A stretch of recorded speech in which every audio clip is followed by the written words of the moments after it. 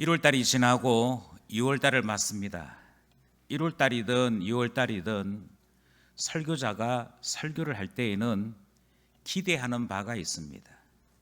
하나님의 메시지가 전달될 때 그 설교가, 그 메시지가 우리의 심령 속에 울림이 되고 그 울림으로 말미암아 일어나기를 원하는, 나타나기를 원하는 변화들이 우리 설교자들에게는 항상 가슴에 담겨져 있습니다. 지난 1월 우리는 주제를 따라 하나님 말씀을 들었습니다. 2021년 기쁜 교회의 표어는 주여 우리를 사용하여 주소서라고 하는 것이고, 이 표를 따라서, 이 구호를 따라서 주님 앞에 우리 안에 있는 은사를 따라, 주님께서 우리에게 주신 사명을 따라 주님 안에 살아가기를 원하여 말씀을 나눈 것이지요. 그러므로 1월 한 달 동안 이 말씀을 들은 우리 안에 적어도 하나님께서 나에게는 어떤 은사를 주셨는지 그 은사에 대해 생각해 볼 수 있는 변화가 나타나기를 기대하게 되는 것입니다. 하나님은 나에게 어떤 은사를 주셨는가? 하나님은 나에게 어떤 은사를 주셔서 나를 통해 어떤 일을 하기를 원하시는가? 그것 궁금해하는, 적어도 그것에 대해서 알고 싶어하는 변화가 나타나기를 원하는 마음이 있는 것이지요. 여기서 조금 더 나간다면 기도하는 사람이 되기를 바라는 그 기대감도 있습니다. 왜냐하면 우리의 비전이 무엇인지, 우리가 하나님께 받은 사명이 무엇인지를 가장 명확하게 알 수 있는 것은 우리에게 사명을 정하여 주시는 하나님께 묻는 것이기에, 하나님 앞에 기도하면서 주님 제가 무엇 할까요? 하나님 제가 무엇 해야 하나님의 사명을 이루고 하나님의 뜻대로 사는 사람이 될까요? 물어보고 답을 구할 수 있는 것 아니겠습니까? 그러므로 설교를 할 때 궁금해하고 기도하고 또 그 기도가 하나님 앞에 응답을 받아 너의 사명은 이것이란다 라고 말씀하실 때 주님 이룰 수 있도록 해 주십시오. 이 소명을 따라 살 수 있도록 해 주십시오. 그렇게 주님 앞에 열심을 다해 소원을 아래 있는 그와 같은 변화가 나타나기를 원하게 되는 것이지요. 우리는 주님께서 깨끗한 그릇을 쓰신다 하시는 말씀을 들었지요. 이 말씀을 들었던 우리 귀에 회개하고 주님 앞에 자기 자신을 내려놓는 이 변화가 나타나기를 원하게 되는 것입니다. 이것이 설교자들이 가지고 있는 기대감들이지요. 그런데 이 설교 때마다 하나님 앞에 가지고 있는 이 기대감들이 어느 날 곰곰이 생각을 해보면 한 번쯤은, 적어도 한 번쯤은 우리 모두가 이 열망을 따라 기도해 보았거나 살아본 경험이 있더라 하는 것입니다. 적어도 학생 때에 주님 저를 사용해 주십시오 하고 기도해 본 경험은 있을 것 아니겠습니까? 적어도 연초에 하나님 이제는 제가 성경 일독하고 제가 담배 끊고 제가 술 딱 끊고 제가 한번 성도답게 살아보겠습니다. 이런 결심은 한 번씩 해 보시지 않았습니까? 우리는 종종 정치인들을 두고서 저 정치인들이 공약을 지키지 않는다, 초심을 잃었다, 이런 이야기들을 많이 합니다만 곰곰이 생각해 보니까요, 사실은 우리는 훨씬 더 심한 존재들이더라고요. 분명히 말씀을 들을 때는 신자답게 살자, 말씀대로 살자, 하나님 앞에 좀 물어보고 살자, 그랬던 우리들인데 매우 신기하게도 현실에만 들어서면 우리의 결심은 어느샌가 사라지고 맙니다. 현실을 살다 보면 자꾸만 나의 주님이 나의 주인 되시는 것이 아니고 내가 가지고 있는 성질이 내가 지금까지 나를 지탱해 왔던 기질대로 생긴 대로 그대로 살아가는 삶의 반복들만이 일어나고 말더라 하는 것입니다. 그래서 우리는 해마다 똑같은 새해의 목표를 세우지요. 해마다 똑같은 기도 제목을 내놓습니다. 그 기도 제목이 똑같다는 말은 한 번도 이 기도 제목을 따라 살아보지 못하였다는 것이고 응답 가운데 지내보지 못했더라는 것입니다. 저는 이 이야기를 전하면서 이스라엘이 떠올랐습니다. 구약 성경에 기록된 이스라엘이요, 창세기로부터 시작을 해서 구약 성경이 끝나는 모든 역사들을 살펴볼 때 늘 이스라엘은 이 역사를 되풀이해드렸습니다. 처음에 결심한 대로 하나님 앞에 신앙을 고백한 대로 살지를 못했습니다. 현실에만 들어서면 실패하고 마는, 약속을 깨트리고 마는 모습들이 여러 차례 보였던 것이죠. 아담이 그랬습니다. 아담의 후손들이 그러했습니다. 노아와 노아의 후손들이 그러했습니다. 하나님 앞에 은혜를 받아 언약을 세울 때는 지키겠습니다 했지만 이내 곧 그 세상은 죄가 들어오는 세상, 죄로 무너지는 세상 되고 말았던 것을 우리는 지켜보고 왔던 것이지요. 노아의 후손만 그러했는가 하고 봤더니 야곱과 야곱의 후손은 더욱 심했습니다. 사사기에 들어서니까 계속 똑같이 반복됩니다. 주님께서 평안 주실 때에는 신앙대로 살지 아니했다가 주님께서 매를 들어 때리시면 그제서야 기도하기 시작하고 구원을 바라기 시작하고 하나님 앞에 긍휼 베풀어 달라 부르짖는 이 삶이 되풀이되는 것을 보았습니다. 그러면서 우리는 이스라엘을 통해 한 가지 사실을 깨닫게 되는 것이죠. 야, 현실이 이만큼 무섭구나. 결심한다고 다 신앙대로 사는 게 아니구나. 은혜 받았다고 그것으로 곧 우리의 삶이 결정되는 것은 아니구나.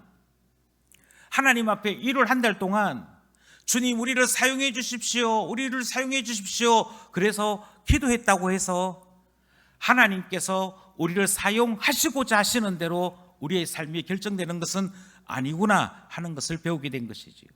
그래서 2월달 우리는 다시 한번 목표를 정하면서 이 말씀을 들으려고 합니다. 2월 한 달 동안 우리가 집중하고자 하는 것은 주님께서 주셨던 그 첫 번째 꿈, 주님께서 우리에게 주셨던 그 뜨거움, 그것을 지속적으로 꿈꿀 수 있는 사람 되는 길이 뭘까? 인생의 광야에서도 옛 이스라엘과 같지 아니하고 하나님께서 주신 그 길을 걸어갈 수 있는 그 방법은 무엇일까? 그것 살펴보려고 하는 것입니다. 그래서 지금도 꿈꾸는 사람으로 살아갈 수 있도록 나이가 80이 되었던 90이 되었던 나의 육체가 성하던 병들었던 그것과 상관없이 주님이 저에게 은사를 보여주셨습니다. 그러므로 그 은사를 다듬어 하나님 앞에 쓰임 받으려고 합니다 라고 이야기할 수 있는, 주님께서 제게 소명을 주셨습니다. 주님께서 제게 사명을 주셨습니다. 그래서 여전히 그 사명 가슴에 부여잡고 오늘도 사명대로 살아가고 있습니다. 저는 꿈꿉니다. 저는 여전히 하나님 앞에 믿음을 가지고 있습니다. 주님이 저를 사용해 주셨고 사용하시리라 믿습니다. 이 일이 일어나기를 원하여 2월 한 달 동안 함께 말씀을 드리려고 하는 것입니다. 그래서 2월을 지나는 동안에도 작심 3일이 아니라 작심 첫 달이 아니라 여전히 우리는 한 가지 기도 제목으로 주 앞에 살아가려고 하는 것이지요. 주님, 우리를 사용해 주십시오. 주님, 나를 사용해 주십시오. 여전히 주님 앞에 쓰임 받기를 원합니다. 고백할 수 있는 우리 되기를 소원합니다. 그래서 우리는 야고보서 말씀을 함께 나누려고 하는데요, 이 야고보서 말씀을 함께 쭉 살펴나가는 동안에 주님께서 광야를 살고 있는 우리에게 광야에서 무너지는 자가 아니라 그 광야 속에서 여전히 비전의 사람으로, 꿈의 사람으로 살아가게 하시는 은혜를 소원하여 말씀 보고자 하는 것입니다. 오늘 우리는 2월 첫째 주일을 맞이하면서 야고보서 첫 번째 문단의 말씀을 함께 나누려고 합니다. 야고보서 첫 번째 문단에서 우리는 주님의 말씀을 이렇게 살펴보려고 합니다.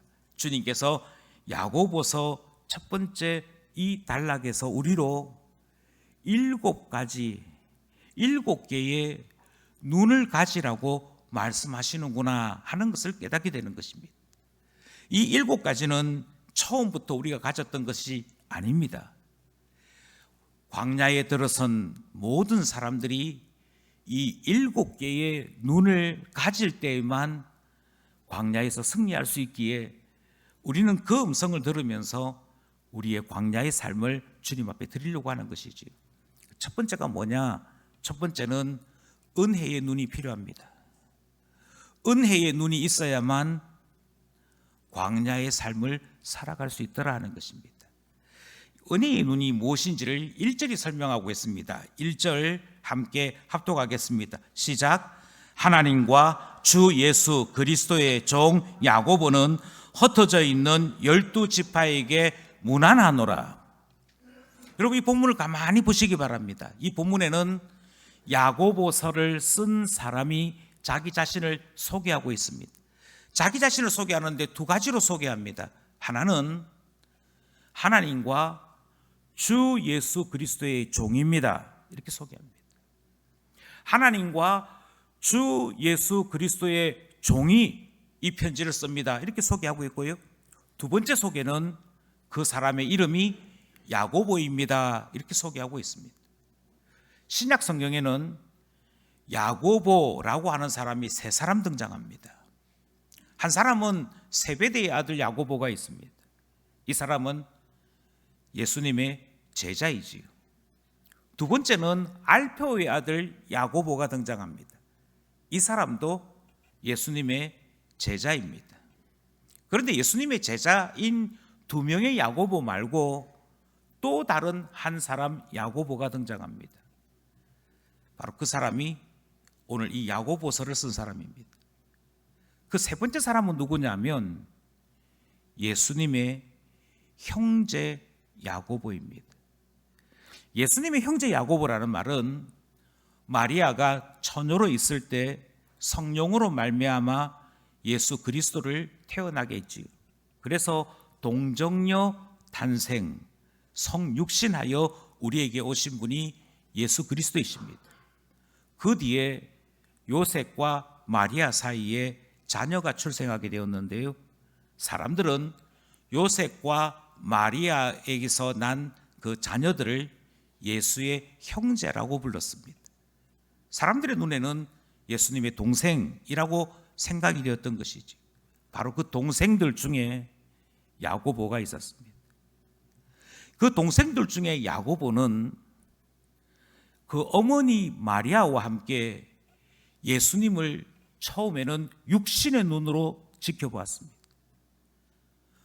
마리아 입장에서는 내 아들 예수지요, 형제 야고보의 입장에서는 형 예수지요. 그런데 그 아들이기도 하고 형이기도 한 예수가 사람들 사이에서 자꾸 소문이 들리기 시작합니다. 어떤 사람들은 미쳤다 그러고, 심지어 이스라엘 사회에서 존중받고 있는 바리새인들과 서기관들은 저가 귀신이 들렸다고까지 이야기합니다.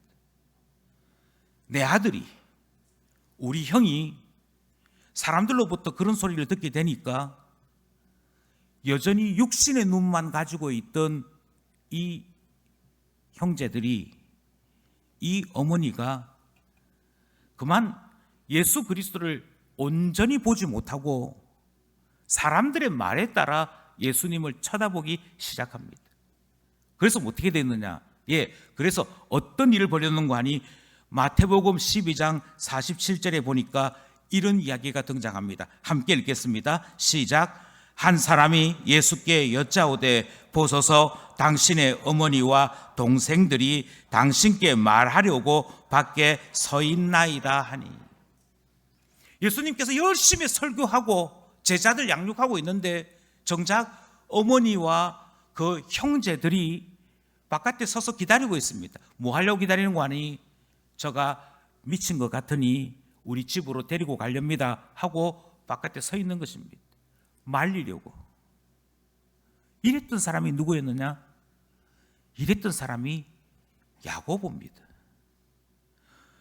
야고보가 육신의 눈으로 예수님 볼 때에는 보이는 게 딱 한 가지만 보였습니다.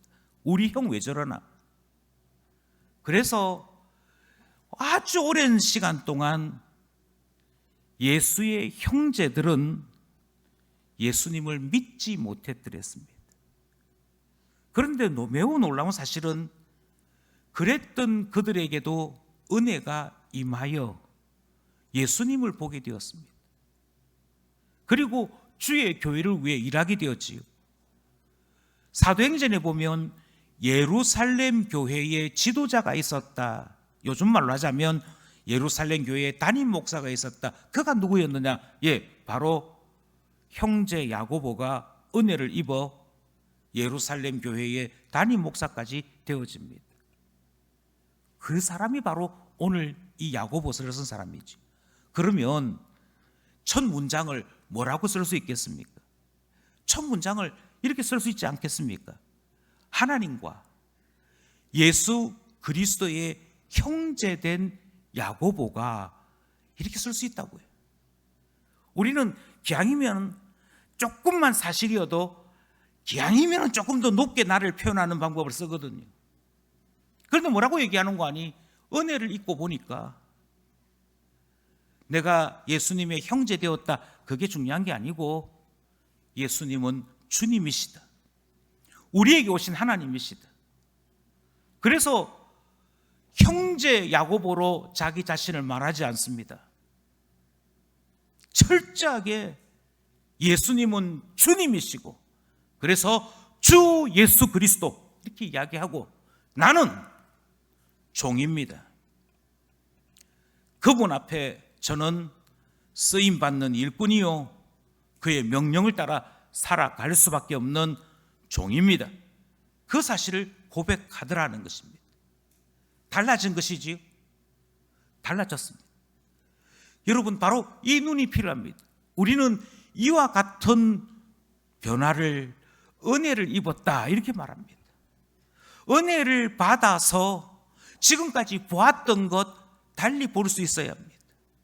이것은 광야에서 반드시 갖춰야 될 일들입니다. 광야를 살아가기 위해 반드시 갖춰야 될 필수가 무엇이냐? 그것은 은혜로 말미암아 하나님 안에서 은혜의 눈으로 보는 일들이 필요하게 되더라는 것이지. 이 눈이 있고 없고에 따라서 우리는 전혀 다른 삶을 삽니다. 어떤 한 분이 교회를 오시더니 예배에 참석하셨습니다. 예배에 참석하시고는 하시는 말씀이 아유 목사님 연설하는 거 잘 들었습니다. 이렇게 얘기하더라고요. 그분 눈에는 뭐 좀 앞에 있는 좀 뚱뚱한 사람이 뭐라고 이야기하는데 좀 들을 만하네. 좀 재미있네. 이렇게도 이야기하는 사람이 있구나. 이 정도로 들리더라는 것이죠. 그래서 끝나고 난 다음에 하시는 말씀이 아이고 연설 잘 들었다고. 강연 잘 들었다고. 그렇게 하고 인사하고 가는 분들을 보았습니다. 죄송한 얘기지만 똑같이 예배를 드려도요. 어떤 사람들은 장재현의 이야기를 듣고 있는 사람들이 있습니다. 아이고 오늘 목사님이 뭐라고 얘기하노? 이렇게 이야기 듣는 분들은 어떤 말도 오해할 수 있습니다. 어떤 표현도 오해할 수 있습니다.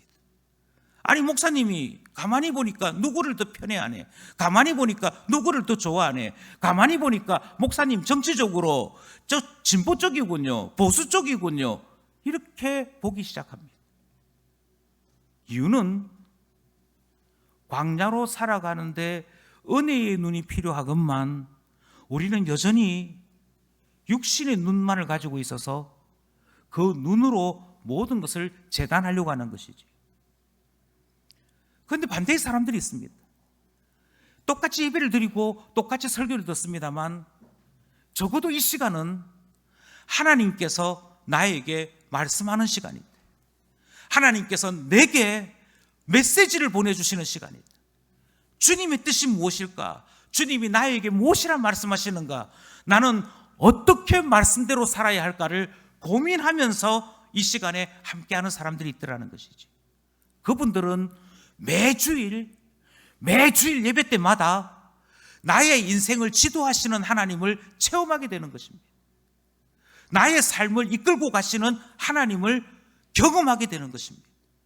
그러니 하나님 안에서 어떤 광야길을 걸어간다 할지라도 그는 하나님과 함께하는 은혜를 체험하게 되는 것이고 육신의 눈을 가진 사람과는 다른 삶을 살게 되는 것이지.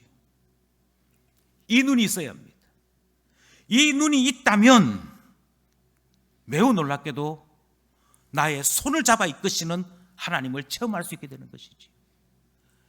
기쁨교회 모든 가족들이 은혜의 눈을 가지고 이 세상을 살아갈 수 있기를 간절히 소원합니다.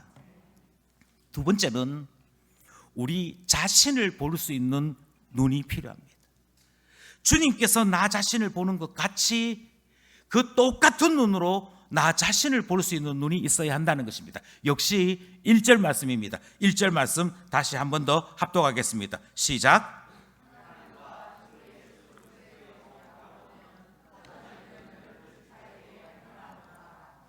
(1절) 말씀 보니까 흩어져 있는 12지파에게 문안하노라 이렇게 되어 있습니다. 12지파에게 문안한다는 말은 이스라엘에게 문안하노라라고 하는 말과 같은 말입니다. 이스라엘은 12지파로 구성되어 있기 때문이지. 예를 들어서 한반도에 있는 모든 사람들에게 문안합니다. 그러면 대한민국입니다. 삼천리 반도 금수강산에 있는 사람들에게 얘기합니다. 그러면 대한민국 사람들입니다.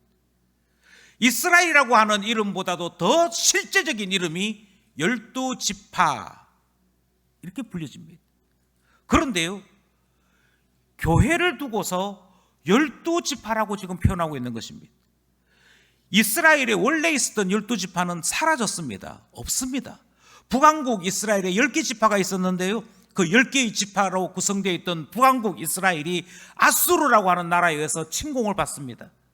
그리고 아수르는 북왕국 이스라엘을 지배하고 난 다음에 그곳에 있는 사람들을 이주를 시키는데 다른 민족들과 피가 섞이도록 혼혈 정책을 펼칩니다.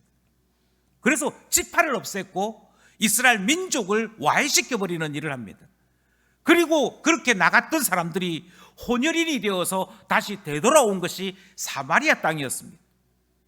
그 뒤로는 유대인들이 사마리아에 살고 있는 이스라엘 사람들을 자기 동족이라고 말하지 않는 겁니다. 저 사람들은 이미 피가 섞였어. 우리 지파 사람들이 아니야. 우리 사람들이 아니야.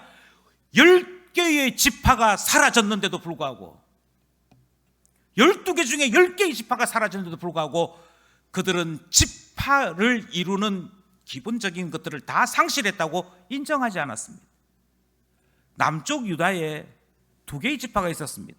베냐민과 유다 지파가 있었는데 베냐민과 유대 지파 또한 바벨론 포로가 되어 붙잡혀 가게 됩니다. 그곳에서 이방인과 결혼해서는 돌아오라 할 때 돌아오지 못한 사람들 많이 있었습니다. 돌아오는 사람들조차도 울면서 하나님 너무한 거 아닙니까? 이러면서 겨우 온 사람들이 5만 명 정도 옵니다. 그러니 지파라고 하는 것은 이미 없어졌습니다. 없어졌는데 그럼 여기 12지파 하는 말은 왜 붙였느냐? 예, 지금 성경은 우리에게 이렇게 얘기합니다. 여러분 정신 똑바로 차리십시오. 구약 성경 보시면서 여러분 이스라엘 바라보시면서 한숨 많이 쉬셨지요? 그런데 하나님께서 그 옛 이스라엘을 주님은 버리시는 대신에 새로운 이스라엘을 선택하셨습니다. 그게 교회입니다. 그 말씀인 거예요. 따라서 흩어져 있는 교회들에게 무난합니다 이렇게 말하지 아니하고 흩어져 있는 12지파에게 무난합니다라고 표현한 것은 여러분 자신을 다르게 보셔야 합니다. 여러분 자신이 바로 이 시대를 살고 있는 이스라엘들입니다. 이스라엘이라고 하는 말에 여러분 도전을 받으십시오 그 말이거든요. 왜냐하면 하나님께서 이스라엘을 세우실 때는 이스라엘이라고 부르실 때는 하나님의 뜻이 분명합니다. 옛 이스라엘을 세우실 때나 새로운 이스라엘을 세우실 때나 하나님이 원하시는 것은 이스라엘을 통하여 전 세계가 복을 받기를 원하시는 복의 통로요 복의 출입문이 되기를 원하시는 뜻이 있었다는 것입니다. 그것이 출애굽기 19장 5절과 6절에 기록되어 있습니다. 19장 5절에서 6절에 기록되어 있는 이 말씀은 십계명 서문으로까지 알려져 있습니다. 십계명이 왜 주어졌느냐? 바로 이와 같은 하나님의 뜻이 있기에 이스라엘 백성들이 십계명을 받게 된다 그런 뜻이거든요. 그럼 하나님께서 이스라엘을 세우실 때 어떤 목적으로 세우셨느냐? 5절 6절이 말씀하는 바가 있습니다. 함께 합독하겠습니다. 시작. 세계가 다 내게 속하였나니 너희가 내 말을 잘 듣고 내 언약을 지키면 너희는 모든 민족 중에서 내 소유가 되겠고 너희가 내게 대하여 제사장 나라가 되며 거룩한 백성이 되리라. 아멘. 네, 주님께서 뭐라고 말씀하시냐면 너희 나라를 세우는 이유는 제사장 나라 만들겠다.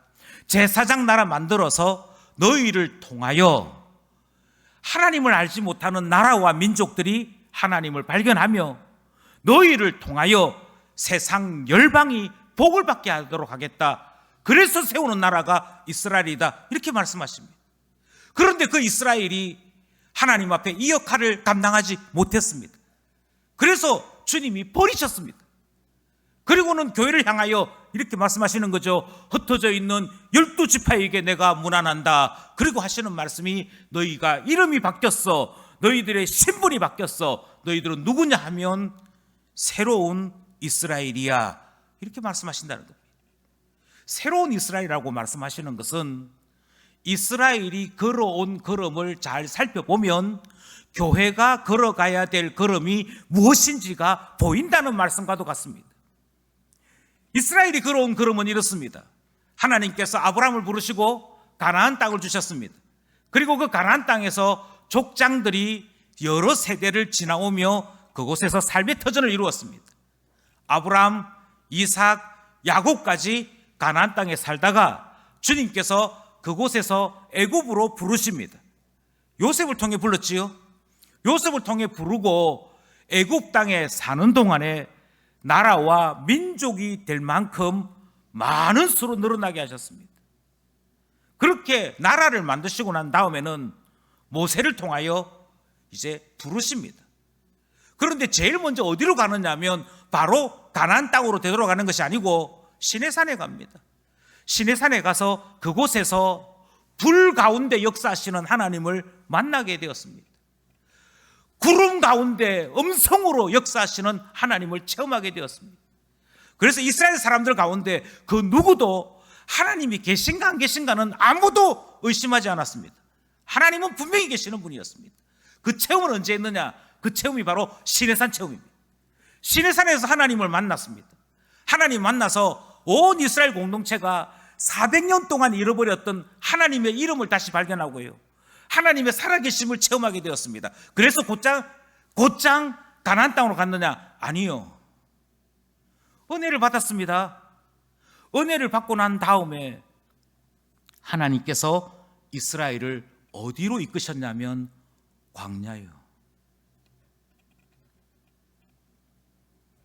광야가 어떤 곳입니까? 광야는 모든 것이 결핍된 곳입니다. 광야는 모든 것이 결핍되어 있는 그곳입니다. 부족하고 부족한 것을 은혜로 인해 메꿔내지 않으면 결코 살아갈 수 없는 곳이 광야입니다. 음식이 없습니다. 물이 없습니다. 그래서 우리는 그 광야에서 우리의 본성이 그대로 드러나고 마는 것이죠. 풍족할 때는 누구나 천사입니다. 그런데 광야에 들어서니까 우리가 가지고 있는 불신앙들이 등장하기 시작하더라는 것입니다. 그 광야 생활을 하나님은 40년 훈련시키십니다. 그리고 난 다음에서야 가나안 땅 들어가게 하셨습니다. 우리를 12지파로 부르시는 하나님이 똑같이 하시지 않겠습니까? 하나님을 만나게 하십니다. 하나님을 체험하게 하십니다. 그리고 우리의 입술을 벌려서 주 예수 그리스도가 나의 주, 나의 하나님인 것을 알게 하셨습니다. 은혜를 체험했습니다. 그런데 은혜를 체험하고 난 다음에 끝이냐? 할렐루야, 제가 지금은 천국에 와 있는 것 같습니다. 저는 찬송 부를 때 너무너무 좋습니다. 그렇게 이야기한다고 우리로 바로 천국으로 보내시느냐? 아니요. 그렇게 은혜를 체험하게 했던 우리에게 주님은 내려가라, 다시 6일을 살아야지 하시는 분이 우리 하나님이십니다. 주일로만 우리 인생이 채워지는 것이 아니고 다시 한 주간을 살게 하십니다. 세상을 살게 하십니다. 세상에 나가 봤더니, 그 광야에 서 봤더니 모든 것이 부족합니다. 모든 것이 결핍되어 있습니다. 과거의 이스라엘과 같이 우리는 광야길을 살면서 새로운 이스라엘 또한 광야 생활을 체험하게 하시는 것을 경험하는 것이죠. 주님 찬송 부르고 예배 드릴 때는 너무 행복했습니다. 그때는 확신이 있었습니다. 그때는 용기가 있었습니다. 그런데 세상에 나와서 출근해 보니, 사업장에 들어서 보니 여러 군데에서 압력이 들어옵니다. 여러 군데에서 문제가 생기기 시작합니다. 이 사고 저 사고 터지기 시작합니다. 자금은 늘 부족합니다. 사람은 늘 속을 썩입니다. 이 광야에서 어떻게 살까요? 그게 우리에게 주시는 숙제입니다. 예, 똑같이 살게 하십니다. 그리고는 물어보시는 것이죠. 이제 너희가 이스라엘인데 너희는 그 광야에서 어떻게 살아야겠니? 예, 저도 똑같이 질문합니다. 옛 이스라엘은 시내산에서 은혜를 받고 십계명을 받고 하나님의 영광을 보았으나 그 모든 은혜의 감격이 광야에서 다 실패하고 말았습니다. 새로운 이스라엘로 부름받은 형제 자매 여러분, 주님은 다시 예전의 이스라엘과 같이 우리를 광야로 내보내십니다. 여러분은 어떻게 사시겠습니까?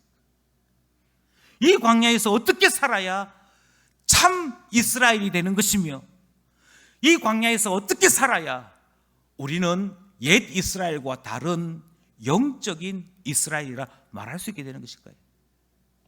주님은 이 숙제를 우리에게 부여하신 것입니다. 그래서 이렇게 부르시지요. 흩어져 있는 12지파에게 문안하노라. 우리의 신분이 달라졌고 우리의 위치가 달라졌음을 볼 수 있기를 원합니다. 주님이 나를 보고 계시는구나. 주님이 나를 지금 재워보고 계시는구나. 그래서 주님 보시기에 기쁨이 되는, 주님께 영광을 돌려드리는 우리 모두 되기를 소원합니다. 세 번째가 있습니다. 세 번째는 시험 당하는 일을 전혀 다르게 볼 수 있는 눈이 필요합니다. 시험 당하는 일이 어떤 일이냐? 예, 시험 당하는 일에 대해서 2절과 3절이 우리에게 말씀하고 있습니다. 먼저 2절을 읽겠습니다. 2절 시작. 내 형제들아, 너희가 여러 가지 시험을 당하거든 온전히 기쁘게 여기라. 3절. 이는 너희 믿음의 시련이 인내를 만들어내는 줄 너희가 알미라. 시험 당하는데요, 그 시험을 당한 때 눈이 달라야 된다고 얘기합니다. 어떻게 달라야 되느냐? 시험을 당하는데 기쁘게 여기라는 거예요. 여기서 기뻐한다는 말은 감각적으로 기뻐한다는 것을 이야기하는 것이 아닙니다. 시험 당하니까 기쁘지? 웃어봐 웃어봐 웃어봐, 이 이야기가 아니에요. 시험 당하는 일은 누구나 괴로운 일입니다. 누구나 힘든 일입니다. 그런데 기뻐하라고 말씀하시는 것은 우리에게 주신 신앙으로 인해 이 고통을 다르게 해석할 수 있는 능력의 사람이 되라고 말씀하시는 겁니다. 우리에게 주어져 있는 이 고통도 주님께서 뜻하시는 바가 있을 거야. 그러니 지금은 좀 아프지만 잘 견뎌내보자 하는 데까지 이르를 수 있어야 광야를 지나갈 수 있다는 것입니다. 아니 그러면 도대체 그게 뭔데요 그게? 그게 무엇인지 우리는 두 가지 말씀을 통해 살펴보려고 합니다. 먼저는 디모데전서 4장 8절 말씀입니다. 디모데전서 4장 8절 말씀 역시 함께 합독하겠습니다. 시작. 육체의 연단은 약간의 유익이 있으나 경건은 범사에 유익하니 금생과 내생의 약속이 있느니라. 뭐라고 말씀하시냐면 육체도 계속적으로 훈련을 시키면 유익을 얻는다고 말씀합니다. 그리고 우리가 하나님 앞에 영적으로 사는 것도 계속적으로 훈련을 하면 우리의 영혼에 유익이 있다 이렇게 말씀합니다. 그러니까 똑같다는 거예요. 육체든 영혼이든. 여기서 말하는 경건이라는 말은 나의 영혼을, 나의 내면의 삶을 하나님 앞에 아름답게 훈련시킨다 하는 뜻입니다. 그러니까 육체를 훈련하는 것이나 영혼을 훈련하는 것을 지금 동시적으로 말씀하고 있는 것이죠. 그런데 육체를 훈련하는 것도 그렇고 영혼을 훈련시키는 것도 그렇고 다 유익하대요. 다시 질문합니다. 세상 나가서 시험 받는 것이 무엇입니까?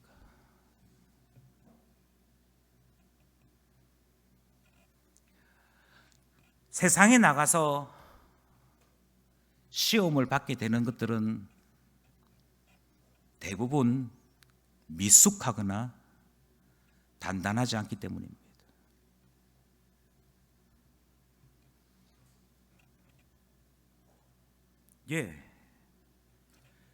회사에 처음 들어가면 야근을 계속합니다. 그리고는 학교가 그리워지기 시작해요.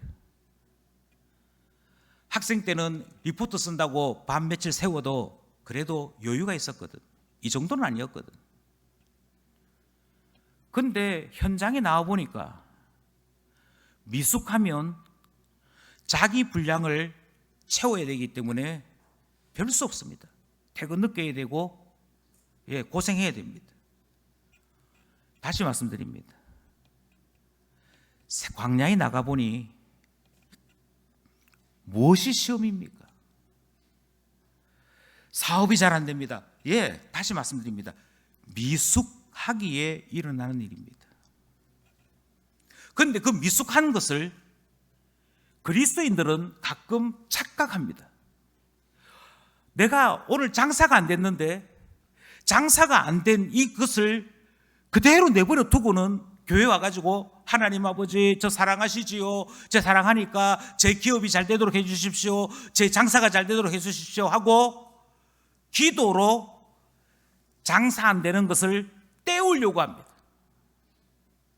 그런데 주님은 그렇게 말씀 안 하세요. 주님께서 우리를 광야로 내보내시고 난 다음에 우리로 하여금 현실을 그대로 체험케 하십니다. 너 왜 이리 실력이 없어? 욕 그대로 듣게 하신다니까요. 그 욕을 듣게 하시면서 뭐라고 말씀하시는 거 아니? 나가보니까 시험 당하지, 나가보니까 인격에 모독을 당하고 내가 이만큼 초라한 사람이었는가, 나 자신에 대해서 낙심하게도 되지. 그런데 기뻐해, 그 순간 기뻐해 라고 말씀하신다는 거예요. 아니 어떻게 기뻐할 수 있어요? 우리가 세상에 나가서 시험을 당할 때는 두 가지라니까요. 하나는 미숙해서 그렇습니다. 그런데 그 미숙함이라고 하는 것이 어떻게 해결되어야 되느냐면 끊임없이 훈련받음으로, 연단함으로 전문가가 되어지는 것이고, 결국은 그것이 옛날 이야기 될 수 있는 것이죠. 저는 이것이 힘들어요. 그런데 이 훈련을 거치고 나면 그 다음에는 수월합니다. 그 다음 수월해집니다. 그래서 성경이 이렇게 얘기합니다. 오늘 본문에서 주님은 왜 우리로 하여금 세상을 사는 동안에 시험이라고 하는 이 과정을 반드시 주시는가? 그것은 그 시험을 견뎌내는 자만이 온숙함, 성숙함에 이룰 수 있고 단단해질 수 있기 때문입니다. 4절 말씀입니다. 4절 말씀 시작. 인내를 온전히 이루라. 이는 너희로 온전하고 구비하여 조금도 부족함이 없게 하려 함이라. 예, 이 시험을 견뎌내야만 없는 근육이 생깁니다. 없는 근육이. 이 시험을 견뎌내야만 우리의 인격 가운데 여유로움과 하나님 앞에서 우리 자신을 살필 수 있는 깊이가 생깁니다. 그냥은 안 됩니다. 대학생들 첫 직장 생활하면 제일 먼저 못 견디는 것이 과장님한테 사인 받으러 갔다가 그 결제 서류 얼굴에 집어 던지고 너는 대학에서 뭐 배웠니? 이렇게 하면 회사 당장 사표 쓴다고 난리가 납니다. 결혼을 한 며느리가 시어머니를 만났는데 그 시어머니가 상을 차려서 식사 대접시키는데 상을 엎어버리면 이혼한다고 난리가 납니다. 근데요, 미성숙함, 단단해짐, 이거는 그냥 주어지지 않습니다. 반드시 세상 풍파 가운데 인내해야만 얻습니다. 그러고 나면 이해됩니다. 그러고 나면 고비가 되어져요. 없던 것들이 생겨나요. 나 자신이 좀 더 성숙해지고 좀 더 완벽해지기 시작합니다. 전에는 이것도 틀려 저것도 틀려 이것도 문제 저것도 문제, 그래서 늘 꾸중 듣는 삶이 우리의 삶이었다면 그 시련 그치고 난 다음에 그 훈련 그치고 난 다음에 가서 어떻게 되느냐, 이제는 안 봐도 보이기 시작합니다. 그래서 주님 뭐라고 말씀하시냐면 너가 기도 생활 열심히 하는 줄 알아, 너가 하나님을 뜨겁게 사랑하는 줄 알아. 그렇지만 그럼에도 불구하고 너 광야로 나가봐야 돼. 광야에 나가서 세상 사람들 말 가운데에서도, 세상 사람들의 손가락질 가운데에서도 신앙인답게 사는 것, 이거 할 줄 알아야, 광야를 지나가봐야 제대로 된 신앙인, 세상에 쓸모있는 신앙인 되는 거예요. 그렇게 말씀하시는 것이죠. 그러니 광야로 지나간다는 것, 그것을 쉽게 생각해서는 안 됩니다. 하나님은요, 모세를 이 땅에 보내셨는데요, 그 모세를 애굽에서 지나게 하십니다. 그곳에서 어떻게 지나게 하시는 거 아니, 세상 학문 배우도록 하셨습니다. 다른 왕자들과 경쟁하며 지나도록 하셨습니다. 그게 하나님 뜻입니다. 하나님은요, 우리를 광야로 보내신다니까요. 우리의 결혼 생활은 행복 덩어리이지 않습니다. 우리의 사회생활은 낭만 덩어리이지 않습니다. 그런데 그 속에서 성경은 우리로 하여금 이렇게 말씀하십니다. 그런데 있잖아, 바로 그 순간 새로운 눈을 가져야 돼. 하나님께서 나를 시험하고 계시네, 그 생각이 들 때 새로운 눈을 가져. 하나님이 나를 실력자로 만드신다. 하나님이 나를 단단하게 만드신다.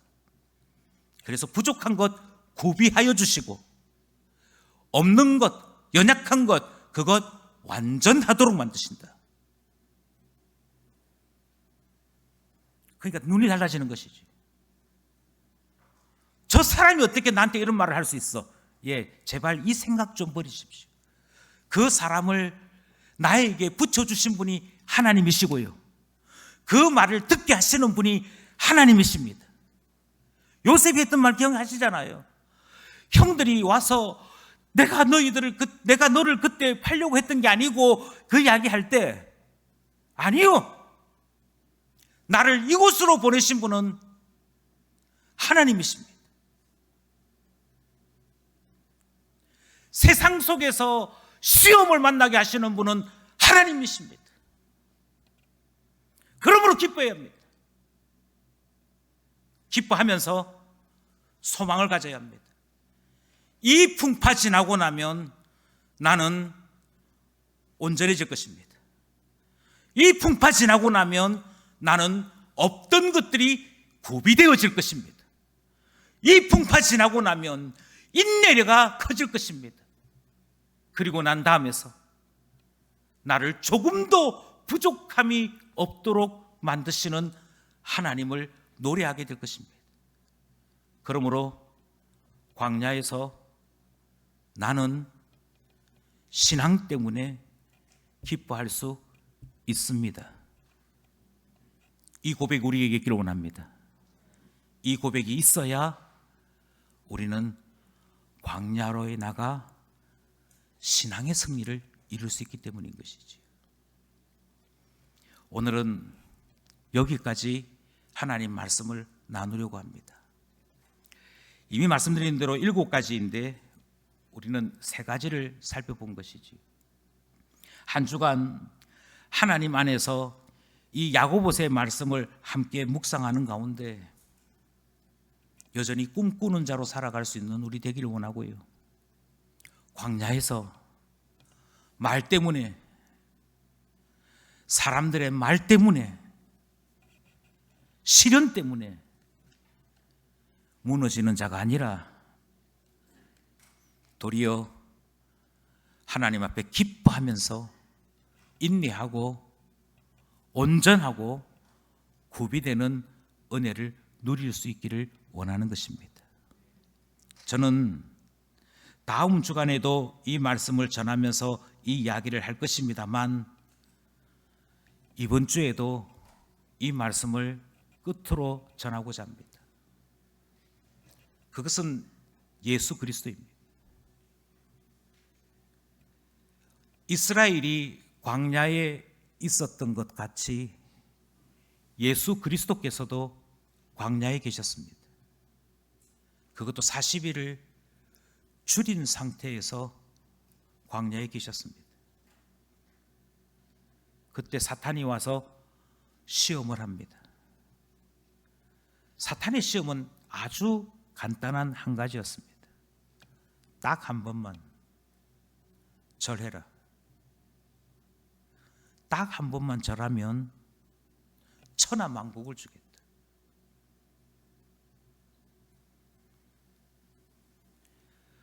사탄이 요구하는 것은 한 가지였습니다. 너 하나님 아버지 믿고 내려온 거지? 너 하늘 영광 보좌를 하나님 약속 하나 믿고 내려온 거지? 그런데 과연 그 하나님 믿을 수 있을까? 너 지금 봐봐, 아무것도 없잖아. 먹을 것조차 하나 없잖아. 안전하다고 말할 수 있는 것 하나도 없잖아. 하나님이 정말 너를 지켜주실까? 한번 뛰어내려 볼까? 이게 사탄의 시험이었습니다. 그런데 성경은 바로 그 광야로 성령께서 예수를 이끄셨다고 얘기합니다. 예, 우리만 광야 생활하는 것이 아니라니까요. 예수 그리스도께서 먼저 광야에 가셨습니다. 예수 그리스도께서 먼저 광야에서 시험 당하셨습니다. 그런데 예수 그리스도께서 그 광야의 시험에서 승리하셨습니다. 예수 그리스도가 승리하셨다면 예수 안에 있는 나도 승리할 것이 분명하지 않겠습니까? 예수 안에 있는 나도 그와 함께 부활할 것이 분명한데 예수 그리스도와 함께 광야에서 승리하는 것은 더욱 당연하지 않겠습니까? 이 신앙으로 광야에서 승리하며 나가는 우리 모두 되기를 간절히 소원합니다. 기도드리겠습니다.